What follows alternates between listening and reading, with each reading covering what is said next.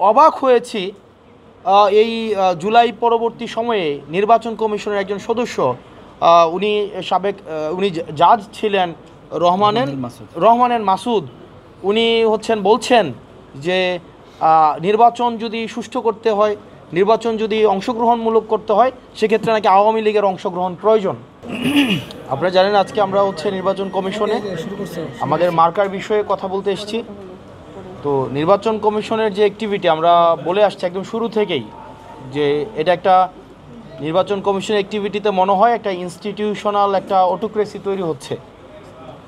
প্রথমত যে মার্কাগুলো অলরেডি নির্বাচন কমিশনের যেই আপনারা শিডিউলের মধ্যে রয়েছে, এগুলো কোন নীতিমালার ভিত্তিতে শিডিউলে অন্তর্ভুক্ত করা হয়েছে সেটার কোনো স্পষ্ট নীতিমালা নেই, এক নম্বর বিষয়।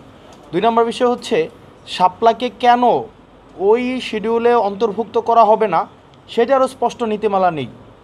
তিন নম্বর, বাংলাদেশে বিদ্যমান ক্রিয়াশীল যে রাজনৈতিক দলগুলো রয়েছে তাদেরকে যে মার্কাগুলো দেওয়া হয়েছে বিভিন্ন সময়, কোন নীতিমালার ভিত্তিতে সেই মার্কাগুলো দেওয়া হয়েছে সেটারও কোনো স্পষ্ট নীতিমালা নেই।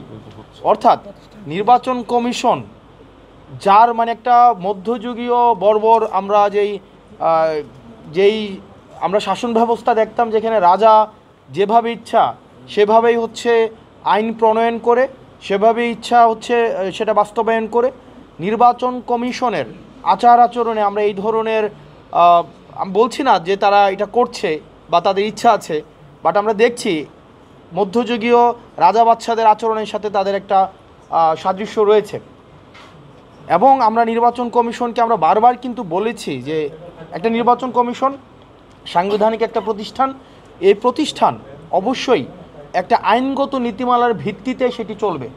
কোনো ব্যক্তি সর্বস্ব বা ব্যক্তির ইচ্ছা, আমার ইচ্ছা হইলো সকালবেলা উঠে আমার সামনে একটা মাইক দেখলাম যে একটা মাইক মার্কা দিয়ে দিব, আমার সামনে একটা ডেস্ক দেখলাম আমি একটা ডেস্ক মার্কা দিয়ে দিব, আমার একটা এখানে কি বলে এটাকে ট্রাইপড দেখলাম আমি ট্রাইপড মার্কা দিলাম, আমি গোসল করতে গিয়ে দেখলাম একটা বালতি মার্কা দিয়ে দিলাম, চা খাইতেছি আমার কাপ পিরিজ দেখে কাপ পিরিজ মার্কা দিয়ে দিলাম।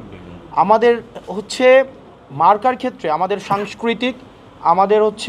সাংস্কৃতিক প্রেক্ষাপট, সামাজিক প্রেক্ষাপট বিবেচনায় সেই গ্রহণযোগ্যতা সেটি যেন কখনোই আপনার গণবিদ্বেষী, জনগণ বিদ্বেষী না হয়, সেই বিষয়টি আমলে নেওয়া উচিত ছিল। কিন্তু আমরা দেখেছি যে নির্বাচন কমিশন একটি স্বেচ্ছাচারী সিদ্ধান্ত নিচ্ছে। যতক্ষণ না পর্যন্ত নির্বাচন কমিশন কোনো আইনগত জায়গা থেকে তারা কোনো কথা না বলে আমরা ধরে নিব এই সিদ্ধান্তগুলো ধরে নেওয়ার বিষয় না, এটি এখন স্পষ্টত এই সিদ্ধান্তগুলো আমাদের কাছে মনে হচ্ছে বা আমাদের তাদের সাথে যেই আলোচনা বা তাদের সাথে এই যে আমরা কাজ করছি, আমাদের কাছে মনে হয়েছে যে এই সিদ্ধান্তগুলো আসলে চাপিয়ে দেওয়া। আমরা বারবার বলেছি এটা নতুন কোনো কথা না, আমাদের কাছে মনে হয়েছে, আমি গতকালে বলেছি যে নির্বাচন কমিশনের আসলে রিমোট কন্ট্রোলটা এটা অন্য জায়গায়, এই নির্বাচন কমিশনের রিমোট কন্ট্রোল এটা আগারগাঁওয়ে নাই, এটা অন্য কোনো জায়গা থেকে পরিচালিত হয়। আমরা যখনই তাদের সাথে কথা বলি মনে হয় এই ডিসিশনটা এটা তারা নিজেরা নেয় না, এই ডিসিশনটা তাদেরকে চাপিয়ে দেওয়া হয় এবং তাদেরকে আসলে এই ডিসিশনটা নিতে বাধ্য করে। তো আমরা তাদেরকে বারবার আমরা জিজ্ঞেস করেছি, তাদের এই আচরণে আমাদের কাছে মনে হয় না যে তারা একটা সুষ্ঠু নিরপেক্ষ একটা নির্বাচন তারা পরিচালনা করতে পারবেন। এবং আমরা অবাক হয়েছি এই জুলাই পরবর্তী সময়ে নির্বাচন কমিশনের একজন সদস্য, উনি জাজ ছিলেন রহমানের মাসুদ। উনি বলছেন যে নির্বাচন যদি সুষ্ঠু করতে হয়, নির্বাচন যদি অংশগ্রহণমূলক করতে হয়, সেক্ষেত্রে নাকি আওয়ামী লীগের অংশগ্রহণ প্রয়োজন।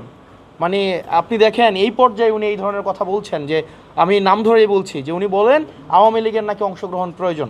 তো সেক্ষেত্রে দেখেন আমরা আগের সময়ে এই ধরনের কমিশনে বসে রাজনৈতিক বক্তব্য বা এই ধরনের বক্তব্য অংশগ্রহণমূলক, জনগণ একটা নির্বাচনে অংশগ্রহণ করছে কিনা সেটির উপরে আসলে নির্ভর করবে নির্বাচন কি অংশগ্রহণমূলক হচ্ছে কি হচ্ছে না।